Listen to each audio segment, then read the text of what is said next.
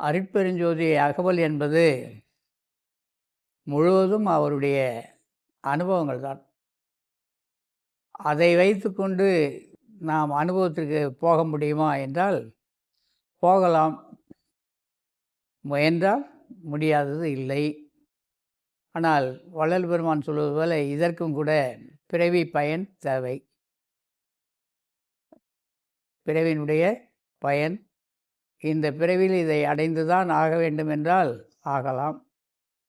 ஆனால் வள்ளல் பெருமான் அதை ஏற்றுக்கொள்ள மாட்டார். ஏன்னா விதியையே மதியால் வெல்லலாம், விதிப்படி நடக்கும் அப்படின்னு சொன்னால் கூட நம்முடைய அறிவை மதியை வைத்து அதை வெல்ல முடியும்னு சொன்னவர் நம்முடைய பெருமானார். இந்த உலகிடையே தோன்றிய பெரியவர்களெல்லாம் விதி வலியது, விதி வழிதான் எல்லாம் நடக்கும், இப்படியெல்லாம் எழுதி வைத்திருக்கிறார்கள். வள்ளல் பெருமான் மட்டுமே விதியை வெல்ல முடியும். திருமந்திரத்திலே திருமூலர் சொல்வார், நீங்கள் பழம்பிறவிகளே பெற்ற பயனை இந்த பிறவியில் அடைய வந்திருக்கிறீர்கள், இந்த பிறவியில் செய்வதையெல்லாம் அடுத்த பிறவியில் அடைய இருக்கின்றீர்கள், இப்படியெல்லாம் சொல்லுவாங்க.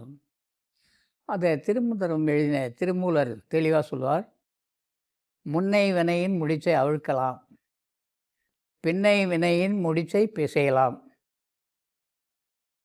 அதாவது விதியை கிழித்து எறியலாம்னு சொல்கிறார். விதியை கிழித்து எறியலாம். இப்போது நீங்களும் நானும் இல்லறத்தில் இருந்துகிட்டு இருக்கிறோம். இந்த இல்லறம் என்பது மிக உயர்ந்தது தான். நம்முடைய ஞானிகளெல்லாம் இல்லறத்திலிருந்து வெளியே வந்தவர்கள் தான். அதில் வள்ளல் பெருமான் திருமணம் செய்தார், ஆனால் இல்லற வாழ்க்கையில் இல்லை. மற்ற ஞானிகள் பார்த்திங்கன்னா இல்லறம் நடத்தியிருக்காங்க. திருமூலர் உடைய வரலாற்றை பார்த்தோன்னா குடும்பம் நடத்தியிருக்காரு.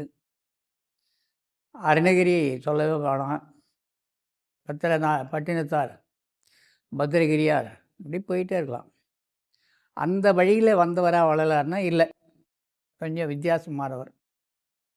ஏன்னா இவருடைய நிலையே வேறு. அதாவது ஆங்கிலத்தை பேர்ன் இன் சித்தா அப்படின்னு சொல்லுவாங்க. பிறக்கும்போதே சித்திகளோடு பிறந்து முத்தியை பெற்றவர் வள்ளல் பெருமான். அத்தகைய நிலையை அவர்தான் பெற முடிந்தது. என்னிலும் உயர்ந்திருக்கின்றோர் எத்தனையோ கோடி என்று சொல்வார்கள்.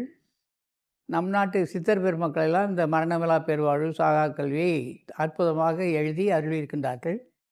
அவர்களும் அந்த நிலையை அடைந்திருக்கின்றார்கள். அதுதான் பெரிய செய்தியே.